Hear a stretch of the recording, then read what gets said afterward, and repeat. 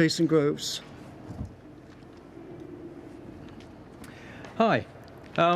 You blame the media for this mess that you got the government into. Do you accept that whatever legal nicety you may have to say that you haven't broken the letter of these regulations, you've driven a coach and horses through the spirit of them, and that is why people are so cross about it? I don't agree. I think that's not... You don't agree? No, I don't agree. So let's go through it, shall we? I mean, you left London with your wife, who had coronavirus symptoms, completely against the regulations. You're up in Durham, and you decide to go for a drive on a weekend when, a few yards from here, the Foreign Secretary that weekend was telling us to stay at home and save lives. You went for a drive, you sat by a river, you went for a walk in the wood. I mean, you may or may not have a way of justifying this to yourself, and possibly there may be some legal loophole. But you've broken the spirit of it, haven't you? No, I don't think that I have.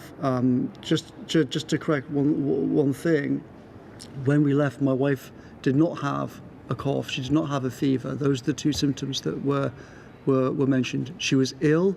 She'd thrown up, but we didn't. As I said before, we didn't know whether or not she had COVID or not. Secondly, as I said earlier on, the walk in the woods was on private land. I didn't leave our property to go for a walk in the woods, and that's perfectly reasonable behaviour. You stopped on the way back from Castle Barnard. Yeah, I was driving back from Barnard Castle, and my child, the 4-year-old, was in the car seat in the back. He said, "Dad, I need to go to the toilet." We pulled into the side of the road. He jumped out with my wife. I don't think any reasonable person would say that I behaved that's bad behaviour. I mean, you've plainly had a tough time. I don't think anyone would argue with that, but there's lots of other people who've had a tough time. I mean, I'd like to finish by, we had a letter today from Andrew and Sarah in Wiltshire. Their daughter and son-in-law live 10 miles from them, and they've got 2 children. They came down with COVID, and they said, imagine our frustration living so near and yet not being able to help. It was a big sacrifice that we made, and they feel like mugs now. I mean, they want you to resign. Did you offer to resign when you saw the Prime Minister? No, I have not offered to resign. Did you ever consider it? No, I did not. I have not considered it. As I said, I think I think it's reasonable to say that other people would have behaved differently in different ways in this whole situation.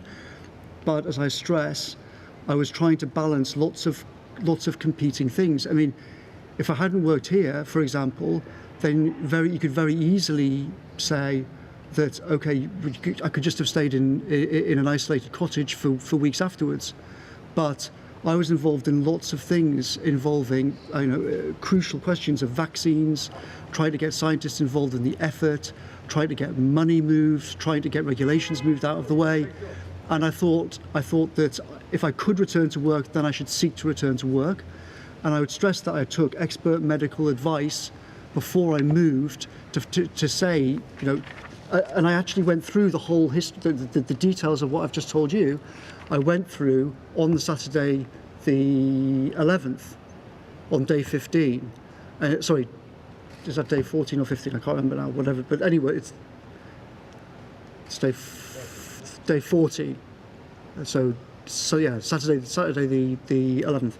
On day 14 is when I took medical advice. That's day 14 of symptoms, and I was told then that you're clear to. I said, can I go back to work Monday, Tuesday? And I was told yes. Given what you've explained, you are not a danger to the public now, and you can safely go back to work and hire childcare. So given that, I thought that I ought to try and go back to work and try and do what I could in this emergency. Okay, thanks.